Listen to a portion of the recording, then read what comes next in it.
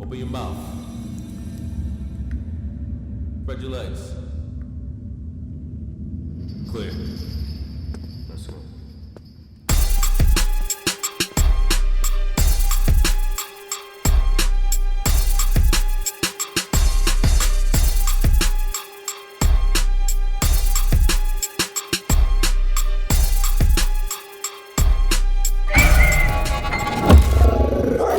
What up, what up, what up? It's your boy BX Tone. Welcome back to Dog in the Yard. Shout out to the BX Borough. Today we got Abdul Latif coming through, my Muslim brother. Did 24 years out of 29 years. He never thought that he'd be in jail that long for the things that he was doing. With that, Dog in the Yard. Let's get to it. What up, what up? You already know what it is. Your boy Pistol Pete. Welcome back to Dog in the Yard. As you can see, I got my co-host with me, Tone BX in the building. You already know BX Tone, a.k.a. Hashem. We in the building with Abdul Latif. Claysaun Jones. Talk to us, baby. What's good with you? I'm good. Claysaun Jones, nice to meet you, man. Glad to be here with you, fellas. Good to meet you as well. Right? Wa alaikum salam wa rahmatullah. I'm definitely, I will say, sitting here with you guys, right? Dog in the Yard podcast. I will tell you, you guys are doing amazing, right?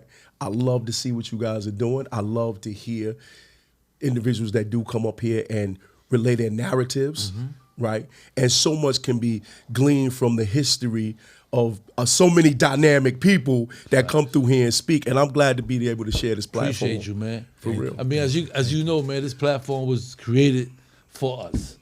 You know what I'm saying? You know what I'm saying? Like when you know, most of us, like you know, when we in prison and behind these walls, we don't have voices. Right. You know what I'm saying? Our voices will never be heard. Right. You know what I'm saying? So I felt the importance of creating a platform to give you that voice. Feel me? And that's why that's how Dog in the Yard was created. I definitely appreciate the bro for creating the platform, you know what I'm saying, and then bringing me in the collaboration. Like, we're here to do the good work.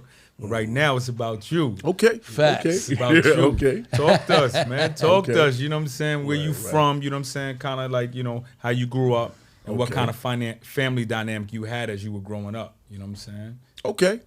Well, that's cool. Of course, I'm from the best place in New York City, Harlem. Okay. You know, Okay. Talk about it. 140th Street, 7th and 8th. You Okay. know, 40 Wolves, right? Definitely, you know. So I will say my upbringing in Harlem, 40th Street, I didn't have a troubled childhood. My parents were pretty solid, decent, you know, individuals. So when it comes to my childhood, I can't sit and say that I've had many episodes of trauma. Of course, trauma exists in the environment that I lived in, of course, which also helped shape some of the dynamic of my personality. But my parents, I will say, they've instilled in me, you know, through my father, through his hard work. He was a tradesman. You know, he did masonry and carpentry. And my mother was, of course, she was a housemaker, you know, a homemaker. So I will say I didn't have any bad relationship with my parents or bad childhood. I won't say that. But I will say, hold on. And what about your siblings? Like, you know, did you have any brothers, sisters in the house? Yes. So I do have one brother now that is still with me. One brother is passed away. Okay. And an older sister. Gotcha. Okay. Yeah, so you know, coming up in Harlem, you know what I'm saying? I know, you know, earlier you was mentioning something about, you know, you were being in the Bronx a little bit or whatever, but you know, you know, how old are you and what years did you come up and, like, you know, and what was that like in those years? Cool. I appreciate it. Okay. Yeah, without a doubt. So I will say, of course, being a child in the 70s, you know, coming up in the 80s, it was magic as, you know, as a young kid. Of course, later on you start to see and experience, you know, the neighborhood, right, and all the culture that you start, you know, to grow into, right. But for the most part, Harlem was a great place to be for a kid. Right. You know, we had, you know, 125th Street. We had, you know, just 145th Street, the parks. Coming up in Harlem was great. Right, even in the 80s, in the midst of the epidemic in the 80s. Right. What epidemics you talking about? Because it was a few. You had HIV, you had crack. I agree. good point out. So for me, it was all of that. It was the definitely the crack epidemic, which we know it did a number on Decimated our community. That's and stuff hard. like that, right? Coming up in that, along with all of the other epidemics, whether it was the AIDS epidemic that was going on, the war against individuals, That's right. you know, War on and drugs, the Nancy war on Reagan and drugs, the war on and that drugs, whole right. thing. Yeah, that's right. But for me, with my child eyes, I did not see all of this. I just understood it as it was what it was, Gotcha. coming from where I live. So I didn't realize that I had already accepted the way the culture was. Is this is who I am. This is what my people identify as. So I took to it. This is what it was. This is what it was. And this is what we do. Right, exactly. Right. So Harlem, like I said, at that time was a great place for me as a kid.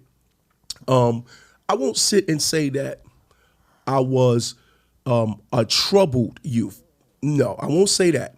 Sure, did I commit all of the stuff that most kids coming up in the projects or coming up in the blocks did? Sure. And what are those things like? Because some people they not from the hood. Like, Okay. you're not from the hood, right? Right. But you might be from the hood. So at Right. the end of the day, Right. for Right. people that ain't from the hood, Okay. what kind of Or you things could did just, you do? or you could just be in the hood, Yeah. but not be Right. outside the hood. That's right. Okay. You can live in the I hood like it. and not be up the hood. Right. So tell us one or two of those things that Okay. that the hood might push a kid to do and they not think that it's criminal. Okay. So point being, so for me as a kid, one of the things that I understood as just a normal thing is that if I didn't have any money, I needed to get some money. Well, I said, well, what are the older guys doing? What are they doing to make money? Got you. Right? So by seeing the older guys, when I seen them, they out, they dress nice, they got the cars, the jewelry. Well, of course, I want that. What's the difference? I want that too. So what are they doing that I need to do to get the same thing? And what was that? In Harlem. In the 80s and the 90s. Well, huh? you had to get into the pharmaceutical business. You had to get into the drug business. Okay. Right? And So these are the guys you're looking up to. these are the guys I look up to. These are my heroes. Facts. These are the neighborhood I got heroes. The guy that I see, he's coming through and he's got this drop top Beamer, and the people are looking up to him, speaking his name. The women love him. Hey, I want to be that guy. Got you. Right? And so these became the guys that I wanted to emulate because that's what I saw as male role models. Two, these were the guys who were the people with voices in the neighborhood. When they spoke, people listened. I like that, right? These were the individuals who, if you wanted to imitate something, I didn't look at the mailman or, the landlord or these people as people I wanted to emulate. I wanted to emulate those guys who, when they moved, people watched. When they spoke, people listened. I wanted to be that guy. It was respected. That's right. Yes. I got you. Yes. That's right. And so they became the heroes for me. Okay. And so by naturally, it's like, okay, I'm going to sit and I'm going to observe them and I'm going to watch them and I'm going to imitate what they do. And I'm going to pick up those characteristics. And so because of that, those mannerisms with those guys showed me I take on as my personality. And so that became how I started to get into the drug game, however short. Right? That was my way. How old? Yeah, how old were you? I believe I got into the first time I really got some God gave me some work. I think I was 12 years old. Okay. I think it was around 12. Okay, so real quick, because you mentioned you had a great household. Yes. Family, mom, dad. Yes. Everything good at home. Yes. What was they take on your change up? You in the street, you're not doing what they doing. Good question, Pete. So my father, like most fathers, right? When he thought that I was going out there and trying to engage in street life, yeah, he grabbed me up. He's a father in the 70s, 80s. No, he grabbed me up, no uncertain terms, right? And I got a few cuffs, right? It's like, what are you doing? That's not what you finna do. Not in my house. You're not finna do that. Not my son. And so he responded as any concerned father would. That's not for you. That's not the life that I want you to have. And what so was you're not your gonna do that. response as a young man So- being confronted in that way? As a 12-year-old who feared my father, right? Because it's my father.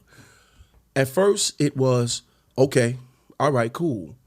But then it became that rebellion, like look, I want money. I want to look good. I want to be out here and move the way I see my heroes. I got you. Those guys move. I want to do that. So the defiance set in. So even though in front of him, like he was like Debo, I was quiet while he was there, but when it was gone, I was like, nah, I'm finna do what I need to do. Yeah, this guy ain't holding me up. Yeah, you're not finna get in my way, right? It was defiance. It was this is what I want to do. So you may not agree with it, but I'm going to make sure that this is what I'm going to do outside of your presence. I'm going to do that. I gave my father that much respect. I would never do anything in front of him. So it sounds like, I want to ask you, so it sounds like you learned at a very young age how to be sneaky. Yes. And how to be deceitful. Yes.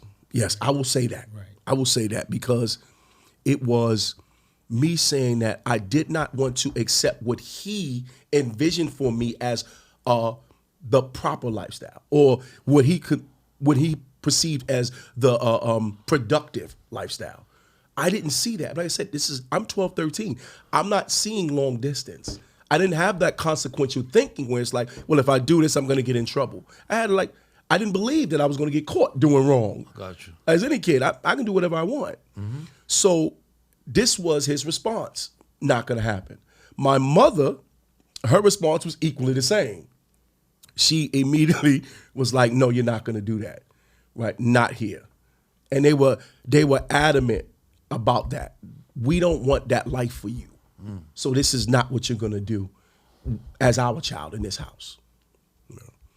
So ultimately, what you kind of endeavored upon this path of, I would categorize it as negativity. Yes, because it was yes. rebellion, as we Yes. see with many young people today. They rebel and then they find themselves in a negative set of circumstances, or they find themselves in prison or in jail, Rikers Island, and so on and so forth. So for you, when was the first time you found yourself in handcuffs, based upon the decisions you were making? I can tell you, I think the first time, I was maybe 13. I think I was 13 at the time. As I said, my drug career didn't last long because I didn't know. I was a kid, just trying to get out there and trying to experience. I didn't know anything, right? And so I was 13 when I got arrested the first time. And my mother and the father, they had to come to the precinct to get me. And I remember sitting there and the feeling of embarrassment, right, of shame that I started to feel when my parents came to get me, and seeing how my father looked at me and he just kind of hung his head a little bit. And that message kind of sunk in at the time. And I couldn't really express or expound upon how he felt as a father, but I know how I felt as a kid, that my father looked like he was disappointed in me. He was the way he hung his head. And that kind of, it sat with me. It sat with me. Well, at least you have some conscience. Yeah. You know what I mean? At least you wasn't fucking just completely lost. Right. You know, some young brothers out there now, they ain't got no conscience. Right. They run around and they learn conscience later. Right. When it's too late. Right. And thinking about that, right, having a conscience, what do you, Right. who do you credit? Who do you credit with that? Like, to have that conscience, because it takes a level of subjectivity, a level of understanding of self, a level of personal thinking to have, to allow that guilt to come over you, right? And some would say it's arguable that it's connected to the culture that you live in, right? And some people would argue against it, right? Whether it's the culture inside of your household, or whether it's the culture inside the community outside. Agreed. Right. So what do you credit that conscience of guilt? What can you I'm kind of pushing you a little bit because I know you're an educated guy, right? Who would you credit, or what would you credit? Good question. Good question. So I will definitely I would credit that with the upbringing of my parents. That's right. And with that, I would say that God definitely placed that in my heart. And so I'm not going to sit and say I was perfect. I'm not going to do that, right? I'm going to say that it was my parents, even in their acts, it was the defiance of me going out and indulging in the street activity. It was my father, by example, showing like, look, you see me go to work, you see me work hard, right? You see that I take care of you as my son. These are the things that you need to be exhibiting, as a man, right? So I would credit that consciousness to me understanding that my parents meant well for me, And they instilled in me a level of, this is where you should be as a person, that you don't want to put yourself in a place where you are harming others, right? And you always want to keep a clean spirit. One thing that I tell people a lot is that whenever my father took me around his friends or anywhere, I heard so many times guys would say, your father is a good dude. I heard people like say to me, I love your father. Your father's a good dude. And that stuck with me. Yeah. That stuck with me. It really did. To hear other people say, he's a good dude. I like your father. And that stuck with me. And so throughout my life, that's where that consciousness came from. Right? Sure. I was in the street, sure. I went out, and as time went, so my short little stint, right, it became a little longer as I got older. Got you. Right? But at the same time, I never lost that consciousness. Right? So sure, even though as I got a little older, right, got out the house, now as I'm getting around my hood heroes, now it's like, okay, now I want to jump in deeper. Because the first time I was like, okay, I was a kid, I just got my foot wet. Now I want to jump full-fledged into the pool. Yeah. Got you. Right? And so in that space, moving around in Harlem and in the Bronx, of course, we know in New York City in the 80s, it was something. It was a lot going on in the city. Facts. Right? And so as a kid, Always something to get into. what? It's always something to get into. Right? And so we love to be in the space where things were happening. So finding trouble was easy. Yeah, wherever the action is at. Huh? Wherever the action is at. Wherever the action is at, we're going there. We there. We're there. And so get that became the way we had fun. It's like, okay, that's where we're gonna go, wherever it is. And so that's where, as a teenager, I started to find myself in these spaces, right? And so there was somewhat of a conflict, because I'm saying, okay, I want to do the right thing. I want to work and do all these things. But the other side is like, look, man, work is for suckers. You want to get some money. You want to do something. This is where you need to be at. You need to be outside where life is happening. You know, where the men are at. We stand out here. We on the corner. We making ourselves relevant. This is one where you want to prove yourself. Come on out to this proving ground.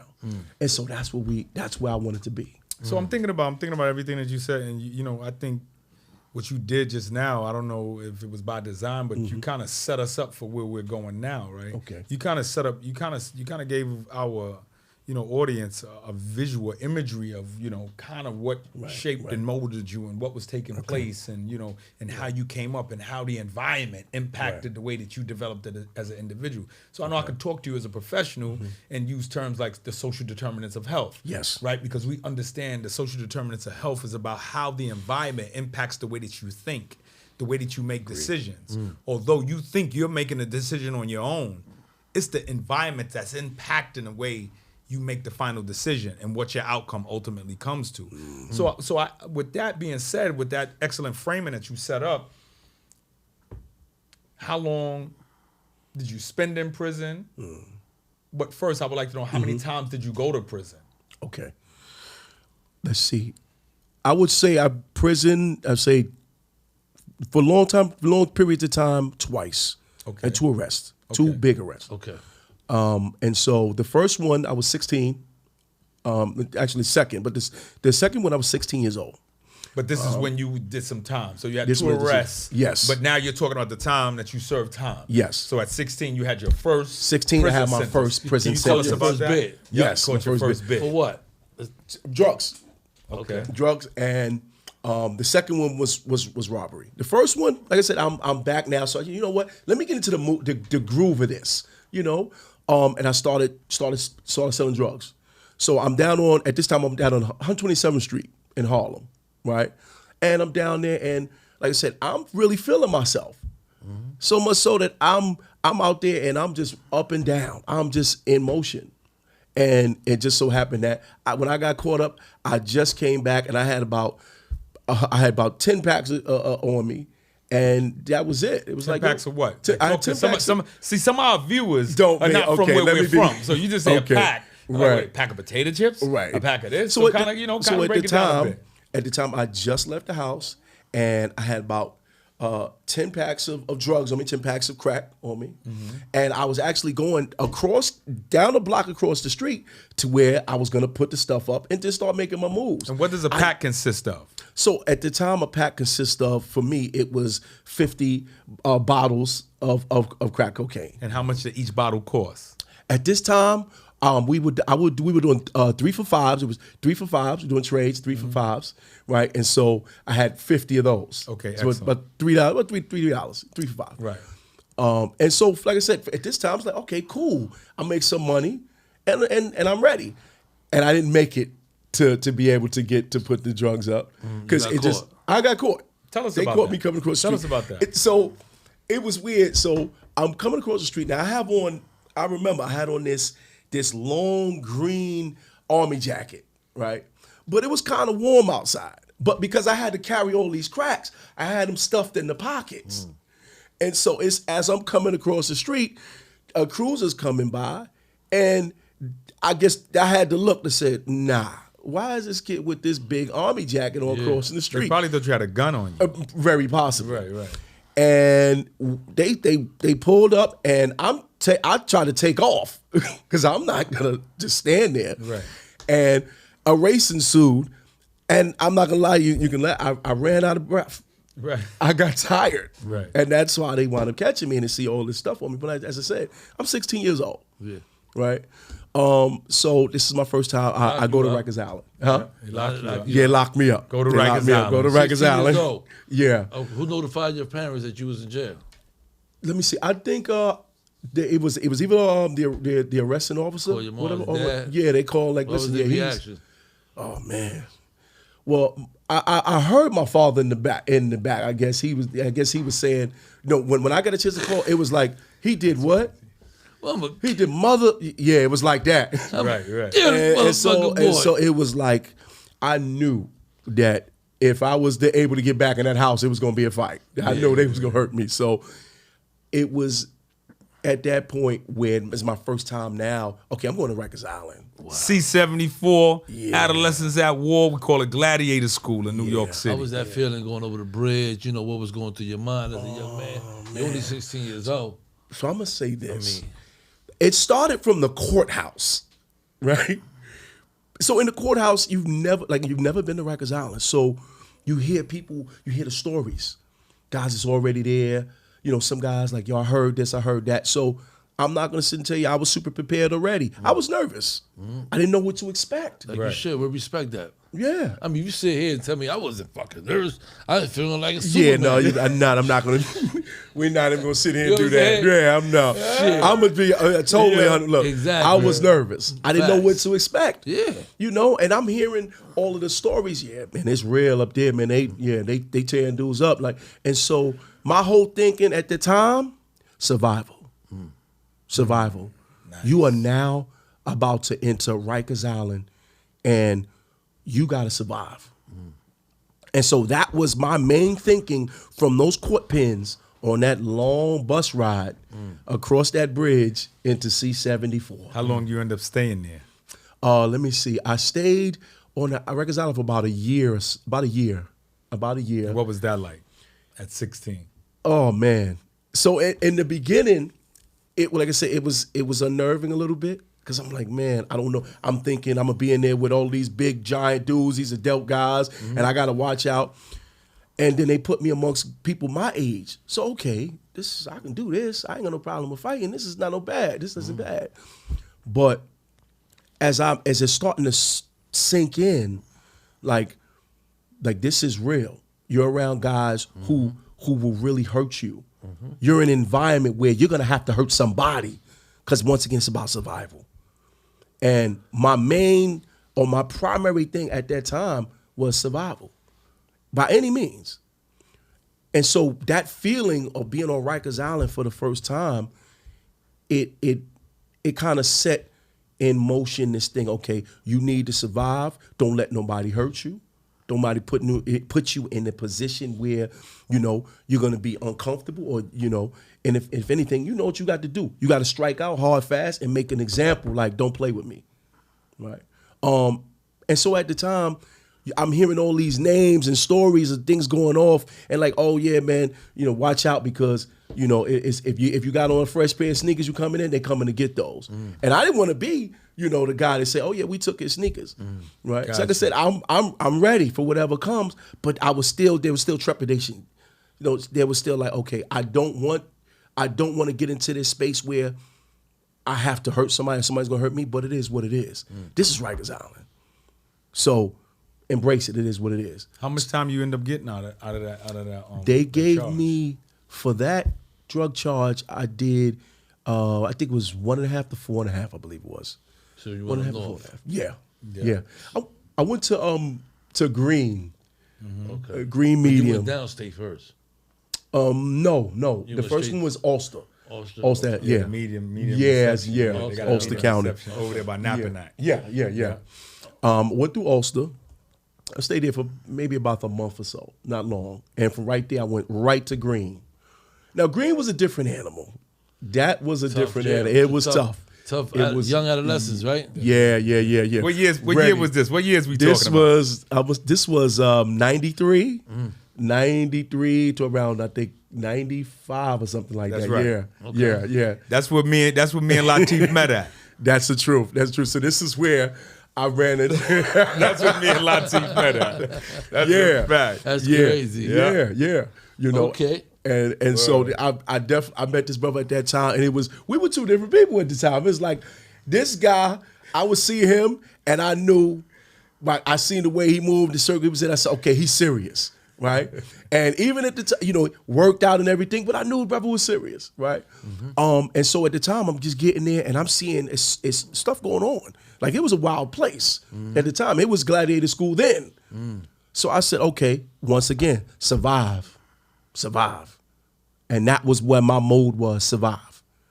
That being a teen, dealing with incarceration at that time was as I've said, it was somewhat emotionally overwhelming for my young adult mind. And it was a wake-up call, like this is the life that you're gonna choose if you want this, you want the street life. So embrace this. So at least in your conscience, you would start to Yeah. think Yeah. this like, well, this is not Right. I'm here for a little year and a half, but this ain't where. Yeah. This ain't it. Yeah. No, this ain't it.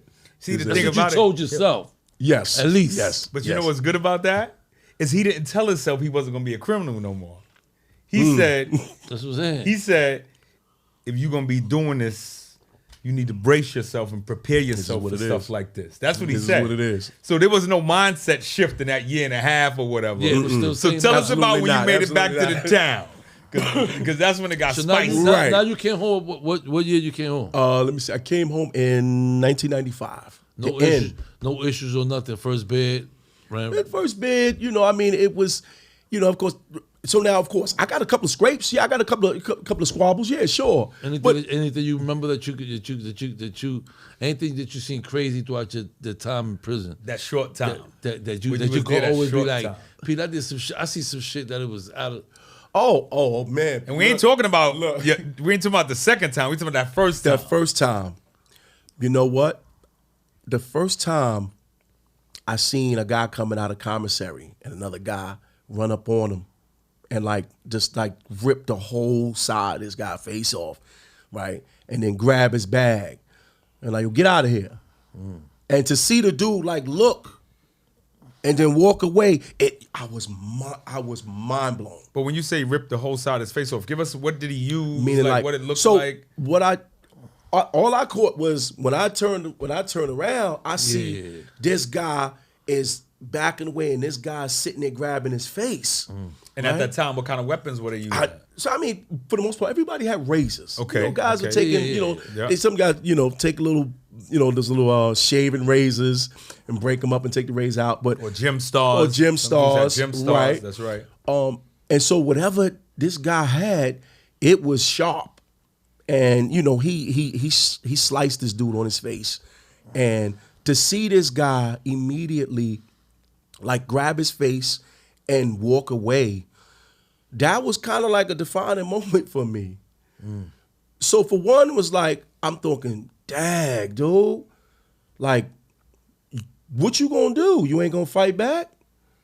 And so defining moment for me. Tell me what that mean. What does that mean? So- And the reason why I'm asking you that and I'm pushing you, Right. is because you didn't stop being a criminal. You didn't stop I committing didn't. crimes. No, after no. that sentence. So No. it was a defining moment towards what? So seeing that, it defined for me the point of survival. And that was what I wanted. That's why I tapped in. Right. Because sometimes we see that and we don't say in that initial state, yo, yeah, I ain't getting ready to mess with, I'm not coming back to jail no more. No. Sometimes we say, I got to meet that. Again, we spoke about the social determinants of health and how environments influence the way you make decisions about the way you function. Right. So sometimes where we come, South Bronx, Brooklyn, Bed-Stuy, Brownsville, Harlem, we like, I'm leveling up to that. Now watch when I do the dude when it's my turn.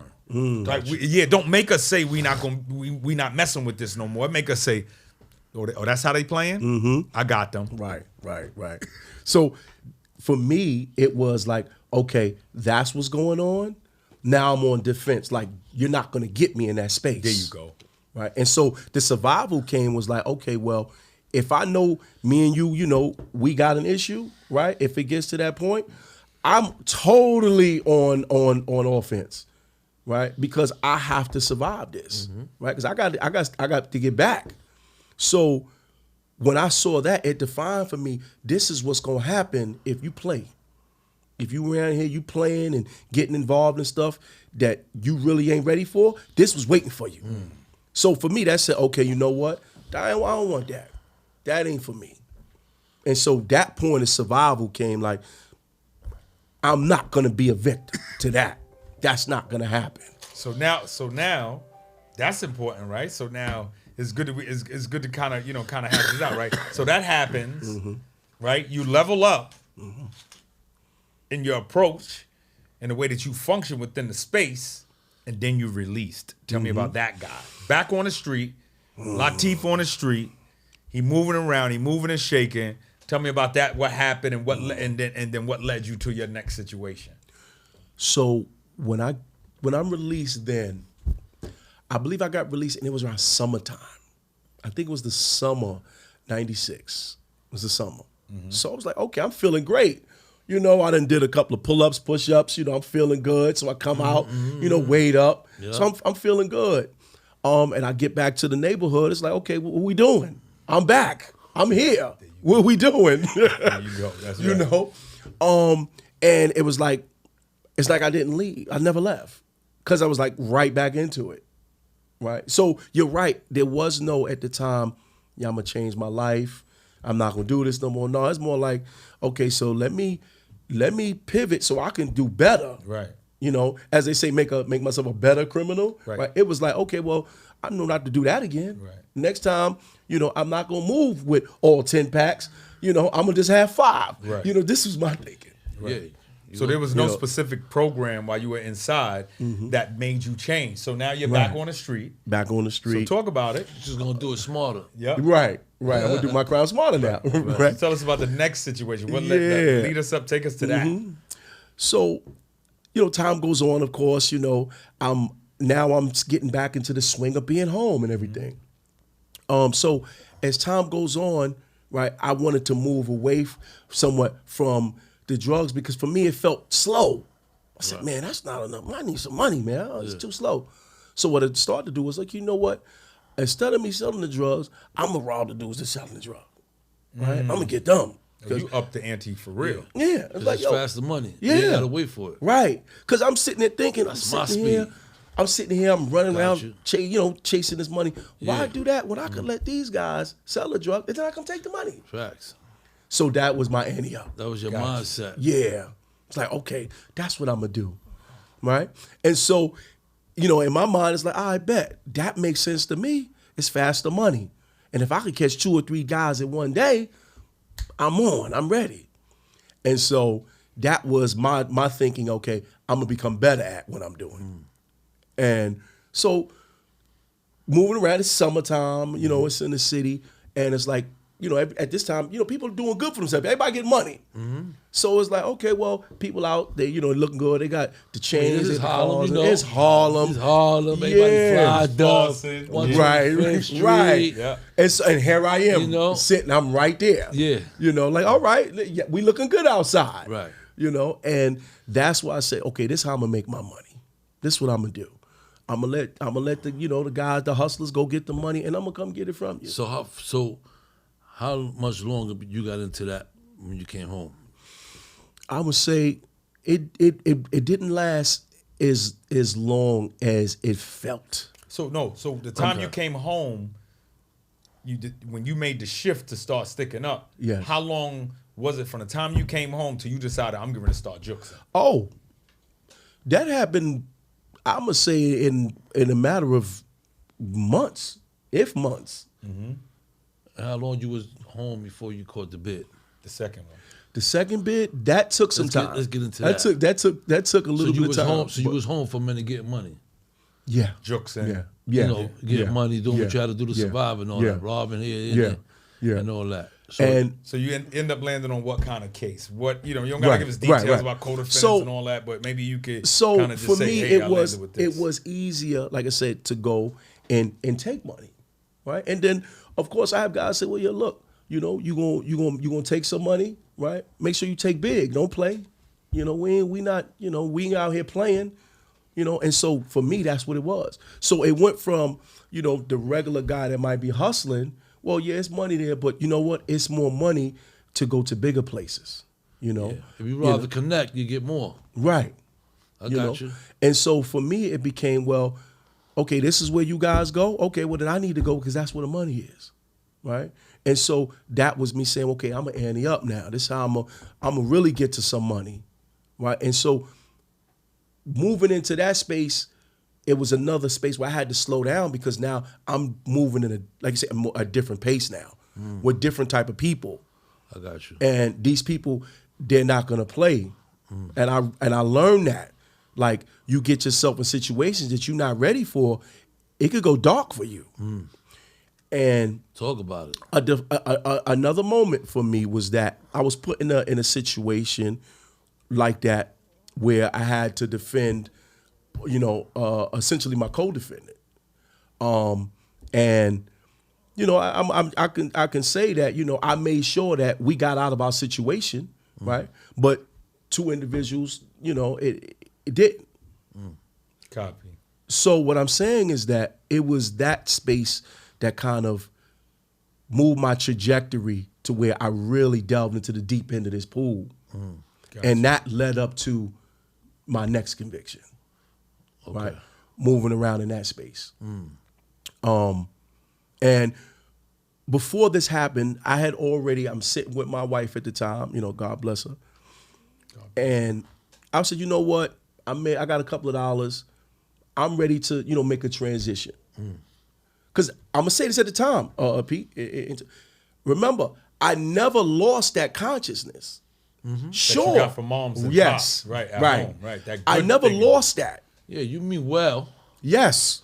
Right. I got you. mean well with my crime, you know. Just surviving. Right. I'm surviving. I'm taking care of my family. I'm paying bills. Y'all want birthdays and trips. I pay for that. That's not a problem, you know. And so for me, it's like, as long as I'm feeding my family, right, and everybody good, there's no harm, no foul. Got you. I got you. But we know that, you know, not so. And so that consciousness was there. And so what started to happen was, this time I realized that it was real. Because when, you know, you're sitting in the court and they're saying, well, listen, just in Manhattan, you're looking at 125 years, in the Bronx, another 25, Brooklyn, another 25. When they start saying that to you, you realize, okay, maybe I bit off a little bit more than I can handle here. How old were you when you were sitting in the courtroom when they was throwing those types of numbers at you? I was, just turned 21. Just turned 21. Young man. Yeah. And I remember it was January 15th, 1998, when I was arrested. And they offering you, now you in the You in the feds? I'm in the state. You're in the I'm in the state. And there, because of the fact that I had so many robberies. I had robbery cases all over New York City at the time. So, me and my crew, we're going everywhere. Right? So I wasn't the guy to just stay in the You neighborhood. linked up with a crew that robbed. So I'm moving around with my crew, You got and a crew that robbed. right. And so as we're moving around, right, I didn't realize we're racking up numbers everywhere in every borough. So finally, when I did get arrested, when they landed on me, it's like, look, dude, we couldn't wait to catch you. Yeah. So now we're gonna sit you down for a long time. So how much time you ultimately ended up getting? Did you go to trial? Did you take a plea? So all of the boroughs, Brooklyn, Manhattan, Brooklyn, Queens, and Brooklyn, Queens, and the Bronx, excuse me, they all agreed to make my sentence concurrent, where it was 15 in the Bronx, it was 15 in Queens, and Brooklyn was also 20, excuse me. Manhattan, they said, well, we're not going beneath 29 years. You have to accept this 29 years. And I'm like, I'm not This is taking Manhattan. Manhattan. So you had 15, 100 Center Street. 9, Yes. and then you had Manhattan saying, we ain't running nothing concurrent. We got Nothing. 29 years for you. Right. That's the take. These are all armed robberies. Yes. Yes. That's in all over the Bronx, man. Those are armed robberies. See, the only Manhattan. reason I want to point that out, it was all armed robbery because that's what a lot of these brothers are doing outside right now. Right. A lot Yeah. of these young brothers out there robbing. Yeah. Not knowing the consequences. No. Of when you catch an armed robbery. Right. It's like a lot of time. Right. Talk about it. Right. You know what I mean? Yeah, 'Cause you definitely want to spread that message. You lived that. We got an individual here that robbed not only one place. You robbed all over. Yeah. You know what I'm saying? Yeah. And there's consequences on that. Yeah. A lot of these brothers out here, they doing the same thing, armed robbing people, thinking that they're gonna get let me get a year on the island or something. Right. Now knowing an armed robbery is a lot. It's a serious offense. They can go bad. That's a fact. And I know that because I've had some go bad on me. Of course. And, as I pointed out. You're a living testimony, man. I mean, you went through it. You fought for your life, right? I mean, obviously they charge you with all kind of armed robberies all over the place. Yeah. So you're fighting your life. Right. And okay, go ahead, talk to me. so there was the armed robberies, including the I had 2 attempted murders that they also put on me, due to the assistance of my co-defendant. Okay. And so finally, when they landed on me, they said, look, you can either take this 29 years or you can go to trial, and we can guarantee you're going to get 100 and plus, but about 125 years, because we're going to, not just the robberies all over the city and here in Manhattan, you also got these 2 attempted murders, which your co-defendant is assisting on. And it was like, what do I do? 21 years old, I'm sitting here in this courtroom, and they're saying, if you play with us, your life is over. We're going to close the door on you, right? No problem. Yeah, no problem. They said it without blinking. And for me, But you put yourself there. I did. You know what I'm saying? I did. With not having the knowledge, you know what I'm saying? The understanding of the repercussions Yes. of your actions. You know what I'm saying? Yes. Just thinking That's what I'm you're trying gonna to run get. around and take somebody, Right, and this is it's what I'm all trying to good. You're get gonna be at. fly. Right. You're gonna get Feel me? drippy. Right. It's not just only that. It's the Right. it's your actions. What you know what I'm saying? It's Right. And what the and hood gave I'm you. gonna go to What the hood gave you. Right. That's what the hood gave you. and I want to go to what you and Tony kind of pointed out. Come on, man. What you What the hood what you gave guys you. pointed out. Right. Some So G shit, bro. as I said, Yeah, dudes this repping is their what- hood. You repping your hood. You gonna be Yeah, all right. yeah, okay. So just understand what you Right. signed up for. I ain't telling Right. you don't rep your hood. Right. I'm just saying know what you signed up Know for. what you signed up for. Yeah. and bro. know your consequences. Know that you will never show that it's so easy to be put away. Yes, it is.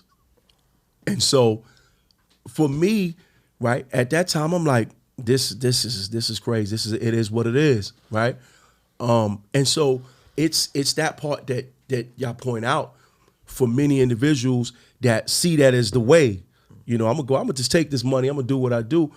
All right, cool. Understand what you're getting into when you're doing that. That's what I'm saying. Because those go dark right? And we know now the state, of the city when a lot of these guys do these robberies, sometimes innocent people get hurt. So, and it's happening a lot, and so for me, that part, even though I was doing what I was doing, my thing was, it's always about the money. This ain't nothing personal, this is about the money, right? Don't play, but this is about the money. And that was my way of operating in the space there. As long as I don't hurt nobody and take this money, everything I did was good. Like I said, no harm, no foul. So that's how I justified my crimes. Well, this ain't bad. I'm just taking money. That's all I'm doing. I ain't hurting nobody. I'm just taking money. Yeah, I'm just scaring them off their money. That's it. I'm just taking your money. Until somebody get hurt, like he said, he had two attempt murders or whatever. So now you find yourself, you sitting there with a 20 to life or 20 flat sentence. 29 years. 29 years flat. That's what they offer you. Yes. That's what you took? What your mind going through at this point? Yes. You're 21 years old, 29 years. What your mind going through? Pete, I could tell you, my mind was everywhere at that time. I mean, so many conflicting thoughts into, okay, now this is another level of survival. Because this just ain't about the environment. This is about me surviving this time. And I can't sit here and tell you I had a clear thought on what I was gonna do. But one thing that did stand out was, I gotta survive. I have to survive this. And that, I think that was the catalyst towards my decision. You know what? In this space, I gotta make the best of this time. I'm not gonna let this time break me down like that. And with that, I started to make certain decisions. Like, you know what? I ain't got time to really go out and be going around dudes with the mess, with the nonsense. I gotta sit down, I gotta do some thinking, I'm gonna work out a little bit, I gotta start going to the law library, trying to figure out what it is that they did to me that I can kind of get myself out of here. So that you did to yourself. That I did to myself. They ain't do shit to you. Nothing. They just doing their job. Right. So I had my stint in the law library. I started going to the law library, trying to, okay, let me find my way out. Facts. That became a pivotal place and moment in my bid and in my personal journey. I say that because in the law library, I came across a couple of old Muslim brothers. And they were staunch, they were disciplined, they were militant in the way they moved, And like I said, once again, I'm observing these guys that I need to imitate. So okay, so what are they doing? Okay, they're getting in, they studying the law, they looking for, the key. They're looking for the key. So, okay, I need to find the key too. I need to get out of here. At this time, there's not a full thinking change. There's not a reimagining of what I should be doing as far as growth. It's more of, how can I get out of here so I can get back outside?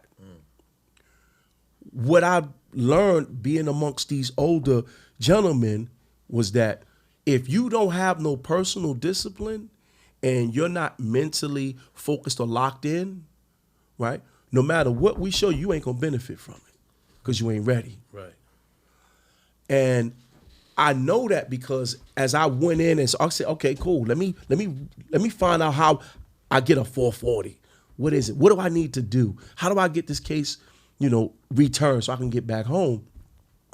As I started to do that, I started tiring of the fact that, man, this legal stuff don't sound like it's gonna help me.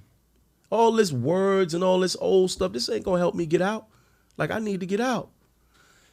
And one of the older brothers, Saladin, he saw me struggling or whatever, and I appreciate the fact that he came over and he said, what you looking for, young brother? I said, man, I don't know. I'm just looking to find a way to fight this case. And he said, okay, well, what things on your case are you trying to fight? This was his way of kind of walking me through the thinking process. Got you. Right? He's taking you back. Right. So you can get your shit right. Right. And know what you're going to be defending yourself on. Right. And it became... Focus.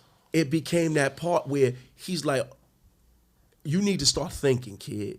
Because right now you still have that thing, you just reacting off of what you got going on right now, of current things. You're reacting. You're not thinking. And so his way of saying, well, what are your charges, right? What do you see that you can help yourself because it was done improperly or whatever? You need to start thinking about this. And it gave me a new vigor to look at my case, right, and stuff like that. So that caused me to spend more time in the law library. So this is before you even got the time. No, this is. No, he's in state prison. Yes. Yeah. So state prison by the did time. you? So what you copped out or you went to trial? So I copped out. Okay. I took the 29 because I didn't want to go to trial. You didn't want to get that 125 years. I did not want to So get you that took time. 29 years. I did. Okay, so I did. During your time in prison, besides fight your way out, what else you did to educate yourself and change that mindset? Oh, I have a lot. There was such a big change in my perspective and my life that I'm laying out what happened before I got to that point and why it became so monumental in my development. So at the time I'm trying the law thing, doing these things, and when I go out, let me back up because I understand why you say that.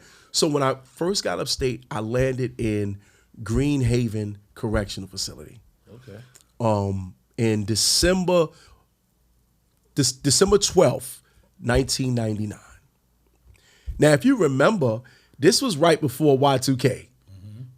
So I got there right before then. The place was already locked down, right? And so it was like, let me start to get into this. I will say Green Haven kind of shaped my understanding of what real prison time was like. Green Haven was a different animal to me. This was no longer green. This wasn't that. This was the big boys now. Right. And me getting there in 1999 in December. What was it like? Oh man. So a week after I got there, I watched a guy get shaved. I mean, this guy got cut and stabbed real bad, right in the yard, right over the phone.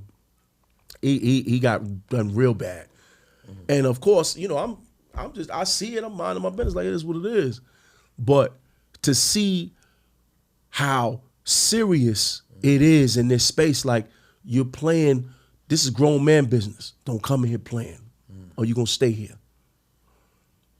Seeing that and watching how guys that were coming in, they didn't understand how serious it was. They were losing their lives. That set for me like, okay, this is survival, right? But this is also, you need to figure out, is this what you really want to do for the rest of your life? And the answer was absolutely not. This is definitely not. What year was that when you had that? That was the time program. you was already in. Yeah. That was How the much time shift. you was already in. Yeah. This was brand new. I had just got You upstate. said, "Shit, this ain't it." Yeah, this is not where I want to be. No. Like, so we had the lockdown. For Y2K. Yes, they had to watch it. And, right. we heard all the stuff. Oh, yeah, the computer's going to reset everything. So they had us locked down. And I will say, at this time, I'm Muslim at this time, right? And so for me, it was like I come in, I meet the brothers, One thing that for sure is that, when it comes to brotherhood, when it comes to community, when it comes to comradeship, the one thing that Islam and Muslims showed me was that was an element ingrained in the deen that was paramount in your development, right? So now my hood hero started to change because now when I seen these Muslims, right, the way that these brothers moving, and it wasn't just just Muslims, but these were the majority of the individuals I was coming in contact with, right? Brothers I surrounded myself with, starting to see that, look, you can't be just trying to play for, okay, let me just do this to get out. Because you're going to get out, you're still going to be you. You're going to take you with you wherever you go. Facts. What are you doing that when you get there, you're a different guy? You can stay there. And it was being around individuals like my brother, right, Tony, and other brothers that actually had me start to slow down and kind of do some introspection. What is it that you want? Right? What's gonna make you happy? What do you need to do or find out about yourself to get you to that level where you can be comfortable in who you are and productive as a family member, as a father, as a man, right? And stand on your principles without having to be, super aggressive, super that. You didn't have to do that. How do you do that? And so I'm good at being a student at that. I can sit, I can observe, and I can listen. And so listening to individuals say, look, maybe you need to think about your life this way. Maybe you need to go to school, get an education. At the time that wasn't, I'm not thinking about school. School, yeah, you can go to burn time. Right. The school building was a hangout. It's gonna be there. It's gonna be there, right? I'd rather be in the yard because that's where the money is. That's where the life is, right? And so that became my everyday thing. Until individuals who may have seen, have taken a liking to me. So, this kid isn't bad. He's all right. They would then challenge me on my growth. Right? That's right. And it was that space where that's community. It was that space where I got to the place to say, okay, well, maybe I need to kind of change up a little bit. So tell us about that transition. Tell us about that change. What did it look like? Talk to us about it. What did you do? What did you do to prepare yourself for this life you live in today? So one thing I will say is that I can say for me in my journey that Allah has put me in situations where I had to really observe and learn the message that was coming to me.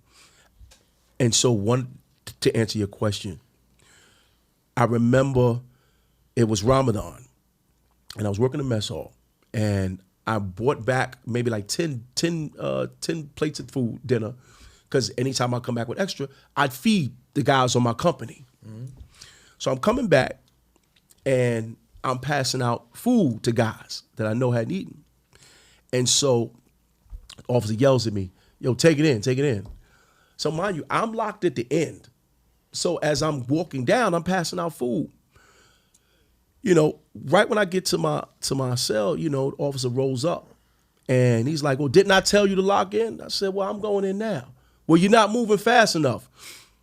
Well, to me, I'm still me. So I'm spin on him. So what you want to do? I'm here. What you want to do? And he's like, oh, you want to fight? Come up front. Now we right here. Let's do it right here. Oh, you want to fight? Man, look, you soft. I slam my gate, right? It's over, right? At least I thought it was. Yeah. Right? I thought it was. Yeah. Like I said, I didn't know. I didn't know. Kind of stuff. And so as I'm sitting there, my adrenaline's pumping a little bit, and now I start to hear, walking. Okay, here they come. What does that mean? So for those who don't know, whenever you hear somebody yell walking, that means police is on the company. CO's on the company, and they walking mainly from the front, because they would say, if they say walking, they're coming from the back, they tell you. So I heard walking, so immediately I know that's for me, right? So I get the anxiety, I'm like, okay, it is what it is, here it go. And I look up and it's about 6 or 7 officers pull up to my gate, and I'm not gonna sit there and tell you I got super brave. I just was like, ooh, okay, here we go. Yeah. And so the sergeant looked and said, look, we gonna cuff you. You out of here. You going to the box. And I'm like, nah, you're not finna cuff me. You're not gonna do that to me. And the look he gave me, it was like, you gonna get cuffed, right? And you're gonna come out. There's no options to that. Yeah. And long story short, they opened that door and they cuffed me. And they took me right on down to the clinic before they take you to the box, right? And so in that space, thank you, bro. So in that space, right, I will say, I was worried because I heard so much about Green Haven, about how, they'll never find you. You'll get lost here. And so that was my fear at the time. Like, man, not like this. Basically, they'll kill you. They'll kill you. Yeah. They'll kill you. Go up there playing And I felt like not like this. Nah, I'm not going out like this. No. And by the grace of God, they got me up there, checked me out, right? Took me upstairs. Of course, they slapped me across my head, slammed me up a little bit. I'm not, nothing, that I could say it was super damaging. I didn't die that night. Right. You just got beat up and slapped I just got beat up and slapped up, right? That's right. Which is something regular. We don't really speak on it either. That's a fact. Right. And a whole lot of dudes go through it. Yeah. And so when I finally got, in the cell and I'm sitting there, I looked at the bars in front of me, and then I looked at the other bars on the window, and I started to I started getting anxiety, started shaking a little bit. And I look, and I'm sitting on this empty mattress, right? In this dirty cell. And I'm like, this can't be my life, man. This can't be it. This can't be it. This can't be my finish. So that was your beacon moment. Yeah. Right. Yeah. This can't be it. So now that you had that moment, tell us about some of the education that, and it's not to say that. Yeah, it's not to say that some other stuff didn't take place, but now tell us about the education you acquired, where you acquired it at, and then your transition out and how you're using it. Right. Okay, so through just doing time, right? It's not easy doing 10, 20, 30. It's not easy, right? And so, of course, I went through, all the trials and tribulations, whether it be, trying to call family and the phone calls are like $8, $12. Yeah, dark moments. Those sitting in those cells at 2, 3 in the morning, like, yo, this ain't it. Those waking up in those moments of clarity where you're like, nah, this ain't it. It got to where I'm moving around there. From Green Haven, I went to the box because they gave me 2 years for assault. For exactly as I said played out. They gave me 2 years for that. And I sat in the box for 2 years. Right? And so in that space, I did more reading, started to educate myself a little bit, started to get more, say, let me look at education as something that I could start to grow with. And I this might be my way out. This is some way to help me. And so I started to get more into, okay, let me start reading more. Let me start studying more. I started in the law library, so let me start studying more cases because I understand the law a little bit better now. So I started engrossing myself in, okay, let me start educating myself. But did you get any formal degrees or any formal schooling Much later, while you were in there? Much later. Tell us about that. Okay, I got you. So I landed, over time, I landed in Easton Correctional Facility. No, let me go back because actually before that, during the time I was in, I think 5 Points. I got the 5 Points. I was there. Green Haven first. I was in Green Haven first. I went around since I left after Green Haven. I went to the box. They gave me 2 years in the box. I left there for the incident with the cop. Came out the box. Where you went? I left the box and I went to Comstock. Okay. I went to Comstock. Get transferred out of Comstock. Germany, yeah. So you go from Comstock, where you go? Yeah. From Comstock, I stayed there for about 3 years, and I went to Sing Sing. So you get to Sing Sing. What happens at Sing Sing? Oh, man. I got to Sing Sing, and I felt like, I'm home, and I felt like I was home. I'm free because this is Sing Sing. I'm in the city. And of course, I jumped right in. Right, and so it was like your people, my people are there. I'm closer to family, so they like, okay, good, we like this. You on your way, and Sing Sing got me comfortable with getting back into that old guy again. So just when I'm starting to get to that little bit of change, right? It brought you back. It brought me back. So the mindset is starting to shift. You already made your mind up you want to do it, but when you get to the swing, it's so close to the city, so many different things happening. Right. What happened? What takes you out of Sing Sing? How do So- you leave Sing Sing? It's funny. I got so comfortable in Sing Sing that one day I'm walking to the mess hall, right? And you walk through, and you're supposed to walk through the magnometer. You're not supposed to ring anything. So I think I had my belt on, so I rung. So the guy's like, officer's like, hey, just walk back through. Take all your stuff out your pocket. So I go and take the stuff out my pocket, and I put it on the counter. I walk through, I don't ring. But mind you, he's looking like on the counter. I didn't realize, because I got so comfortable, I had a fork and a knife set, right? There's plastic. However, they're hard plastic. And the knife is about 8 inches. So this dude is like, what is that? I said, I brought that to the commissary. And go to grab my seat. He was like, you can't, that's a knife. What the fuck? Like, what's going on? And I'm like, it's a plastic knife. It's selling commissary. But dude, he's looking at that like that can be a weapon, right? But I'm like, I got the fork and the knife. So it's like, it's nothing. I just came to eat breakfast. It was a Thursday morning. If you remember, they used to sell French toast. They used to give you French toast.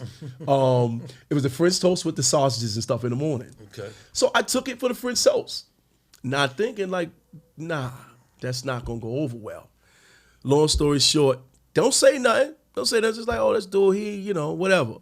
I'm thinking, when I go back to my cell, next thing I know, my cell get rushed, right? And I told you I got comfortable. So they found in my cell, I had 9 fiberglass knives. I have 9 of them taped together in a detergent box, right? That right there, What happened? What was the outcome of that? They looked and they was just like, oh man, yeah, what are you doing, right? But I'm gonna say at this time, I'm bidding. That's what it is. I'm bidding. I'm not. Is what it is. There's nothing wrong with this, right? This is how I make my money. It's also how I make sure I survive, right? And when they was like, this dude's got 9 knives. Oh yeah, you out of here, Jack.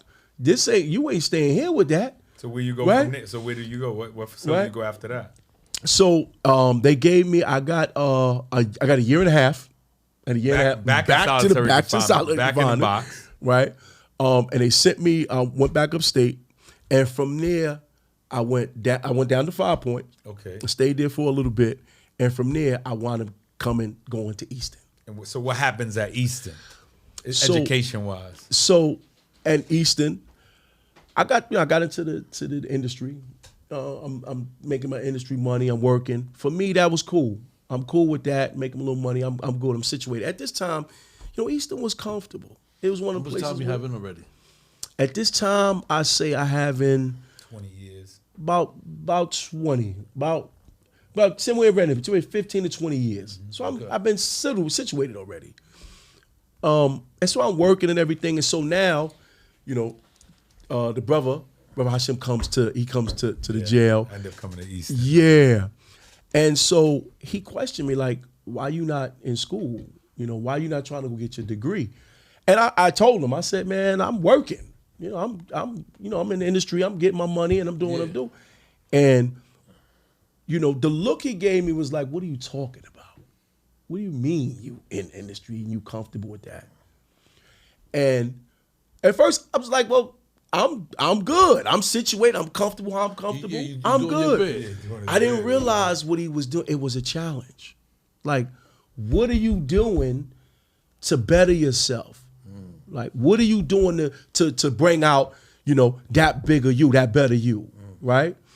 And it started to sink in when I started seeing, him and a few other guys that were in college and school, how their conversations were so profound, right? They were able to relate current events as it applied to me and others, right?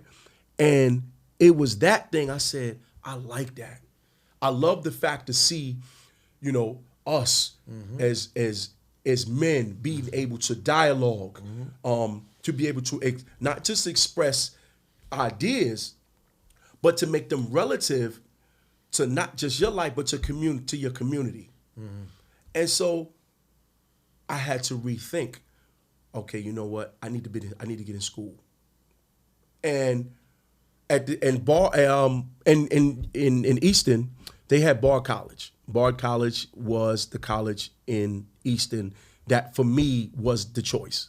So of course they have other colleges there, but for me Bard was the one where most of my guys, my friends, they were Bard students.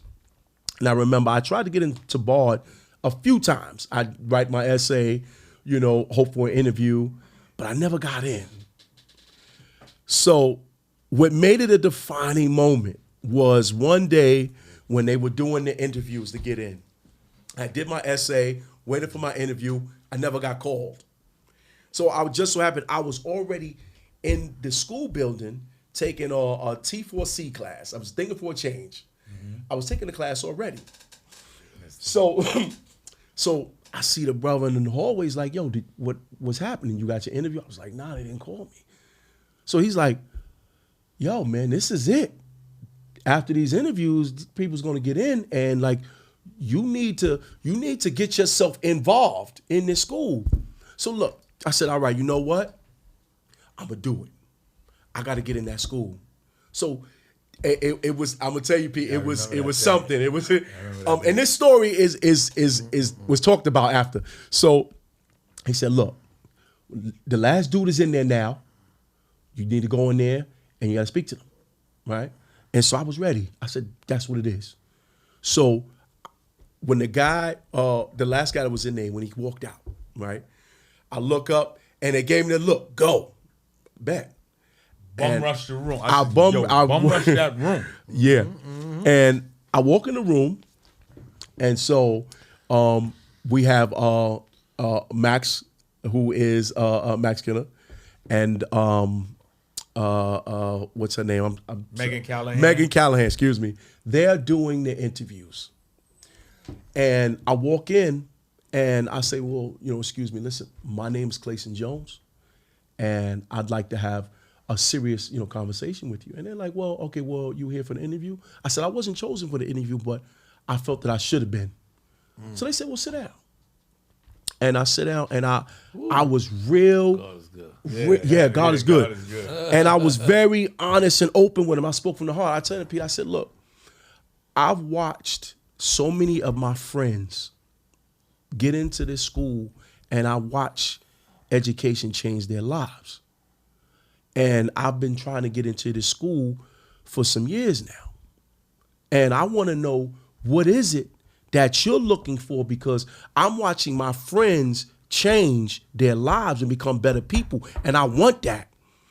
But you're not giving me the opportunity. So I'm asking you, what are you looking for? Because I want in. I want a part of that thing that I see my friends getting that's changing them. I'm hearing, old drug dealers and old robbers have conversations about structural violence and all these geopolitical arguments that I didn't even think they understood or knew. At least I didn't. And so I'm watching my friends having these dialogues, and I said, I want that. So what is it that you need for me to get in here to do that? And they looked at each other. They said, what's your name? Claysaun Jones. They said, okay, Mr. Jones, appreciate it. All right. And so it was around this time, it was like the go back. So the officer comes in, he's like, listen, you guys got to go, whatever. So I had to leave. And about 2 or 3 weeks later, I got the letter saying I was in. I was in. I want to add to that, though, because he got me thinking about it, right? I'm getting a little chills thinking about it. He had been max classification for at this time, he might have had 23 years in, 24 years in. Yeah. He was max, never been to a medium. He got caught with the knives. He had the staff assault, all that stuff. They let him in. 2-3 weeks later, they let him into the school. That Saturday, they told him, you on a draft. They made him medium and sent him to a medium. Man, pushed me right out. Yeah. And I'm gonna finish part of it because this is serious. Maybe a week before he went home and was released back to the street, he got his associate's degree. Now talk to them. Yeah. Talk about that transit because I remembered it. Remember we was talking about it? Yes. Big time. So let's wrap it up. Let's kind of talk about what happened when you transitioned Got to you. the street. All right. Like and who you are today. So now I just want you to Yeah. kind of, you know, so he let's talk transitioned about- back to the let's talk street. about- Who are you today? Right. So you did the whole 29? Yeah. So with the 29, I did 24. So what they did was, because they felt that I don't know if it was a repugnant sentence or whatever, the 5 years, they put it into with the 24, the post release, to make it 29. Okay. Right. So at first it was going to be 29 with 5. When they said, no, you can't do that because it's outside the sentencing range. So they took the 5 and put it into the 29 with 24. So I wanted 24 years straight. And Came home. and When did you come home? And then let's talk about that. Okay, so as the brother pointed out, I got my associate's degree right before I came out, so I felt real good about that. And Congratulations, man. thank you, I appreciate that. You deserve it, man. Appreciate that. Definitely want to commend you. Right, so you make your transition out. Yeah, and so now when I do make my transition out, my perspective, my thinking different. My why, my purpose different. Because now my structure, the way that I look at life, the way that I value my own and everything else, I see it differently. Facts.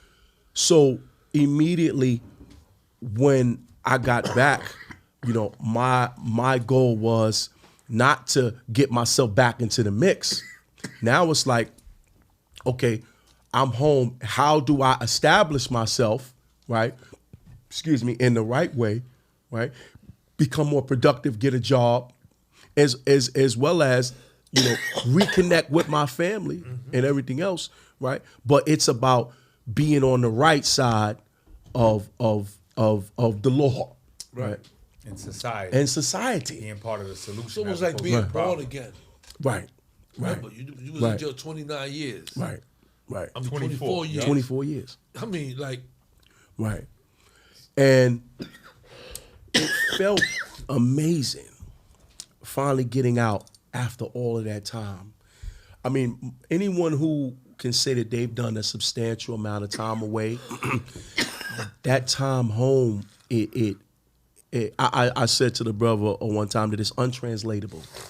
Yep. And I say that because that sense of, I want to say peace, or that exhilaration that you get knowing that I made it through. I'm here now, right? It feels wonderful. And of course, you know, life starts happening. You know, you start seeing old friends, old family, stuff like that. But for me, my primary purpose was to build myself a nice, comfortable space and life where I could continue growing and develop, right? And also at this time, kind of reach back.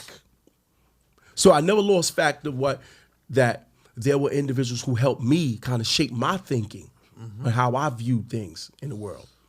So what I do now is I reach back by helping individuals when they return home to assist them in housing. So what's your title? Right. So I am a housing coordinator with BPI, Bard College. I assist individuals, many alums coming out with finding housing, right? I have a 6-week training course that we do. It's called Connect Ed, where we teach alums about tech, because many individuals like myself, you know, when I went in, I think the last thing I had was like a Nokia phone, right? Right before around the flips. So that's the last thing I remember about phones and stuff like that. So I had to learn a lot about tech getting out. So that's something that we teach. Wellness, career development, housing. It's because I understand as the primary issue for many of us coming home is that you need structure. facts. And you need to have a welcoming source of not just contacts, but community that's going to assist you in your resocialization. How long you been home? I've been home now for 3.5 years. And I will say that it's been very very rewarding for me to reach back to help other individuals. It's been satisfying because now I have my purpose to assist people, right, who I feel, need more help, right, than someone who doesn't know what it's like to have to be justice impacted, right? I understand that it takes some special, or should I say specialized, right, assistance, in the sense that if I have, for me, where I may have been away for 24 years, right, I need my resources to be understanding that I'm not just looking at an incarceration socially, but it's also incarceration of my expertise, right? I may not have a marketable skill. All of these things are symptoms that I look to combat and to assist people with. So this is why when alums get here, my job is to make sure that I'm going to put you on the best footing to win. Right? So if I asked you, what would be, like, dynamic podcast, dynamic interview, you shared a lot about your life, you shared about, your ups, your downs, and so on and so forth. If you have one message to share with the young people out there and the older people out there who are returning back to society, what would be that message? What would you say to the people? No, I appreciate that. That's big. What would you look them right in their eyes and say to them? I like that. So the most important message that I would like to send to the youth and those individuals who find themselves out in the lifestyle, understand this. You can choose any path that you want to choose to live your life. But understand, in this network or this labyrinth that you live in with other individuals, right?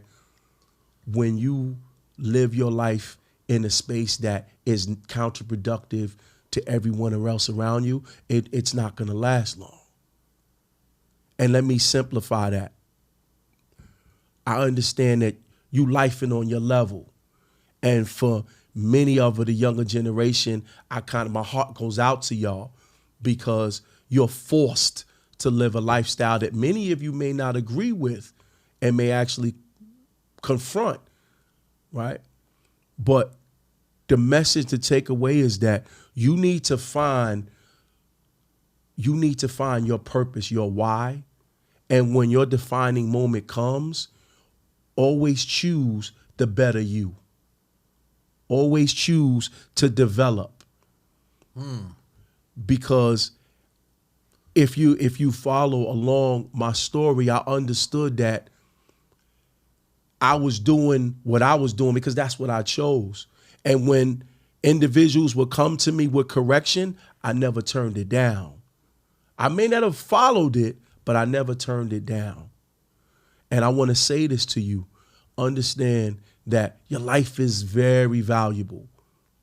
It's extremely valuable. It's the most invaluable thing you have. Take it from somebody and other guys who has been away for 20 plus years. Your life is so much bigger when you gear it towards assisting people and helping others. I get gratitude. I'm happy knowing that I help somebody to better their life. That's my why. That's right. Appreciate you. Give your shout outs. Who you want to shout out? Give a shout out. Let's wrap it up because it's a great interview. Appreciate you for showing up. I think the Dog in the Yard podcast, as I said before, you guys are doing amazing. You're definitely giving voice to the voiceless, right? And it's very comforting seeing you guys come and create a platform for guys to get up and speak to individuals who are similarly situated, just like us. Facts. Right? To say, look, come talk to the people, tell them your story, because there's somebody who can relate to you and say, well, that's me. That guy's me. All day. Right? Definitely. So I want to definitely give y'all guys the big shout out, man. I love what y'all got going on. Appreciate you. Of course, shout out to, my BPI family. We'll continue to reach back and to help people. Right. And to, if you looking to get a college degree, we here for you. Definitely get that. It can put you in some pretty nice situations, right? Most definitely shout out to my family. Without a doubt. For being able to putting up with, putting up with all of the craziness, right? And I definitely want to, for the most part, I want to definitely send a thank you to, my brother, Tony and the rest of the Muslims. Definitely to you as well, beloved. Right? Because you guys remind me of why I do what I do. Like the same way you're using your platform to help raise people up and reach people, right, with your voice. I'm doing it in my space, trying to help reach back and help people. So I love that, man. Well, we here for you. BX Tone, Dog in the Yard, my bro. You already know what it is. We here. And with that being said, What up, what up, what up? It's your boy BX Tone. Welcome back to Dog in the Yard. Today we had Abdul Latif. He came through, went through some trials and tribulations. He did 24 years out of 29 years. Again, he never thought he'd do that much time. But during that time, he had a mindset shift and he changed. Today, he's a public health professional in society. He's a housing specialist for BPI, Bard Prison Initiative, Bard College, and he putting that work in. Dog in the Yard podcast. It's your boy BX Tone. Dog in the Yard is about second chances. I bring those same opportunities to real estate, not only here in Tampa Bay, but throughout the entire United States. I'm Gustavo Torres with Florida's First Choice Realty.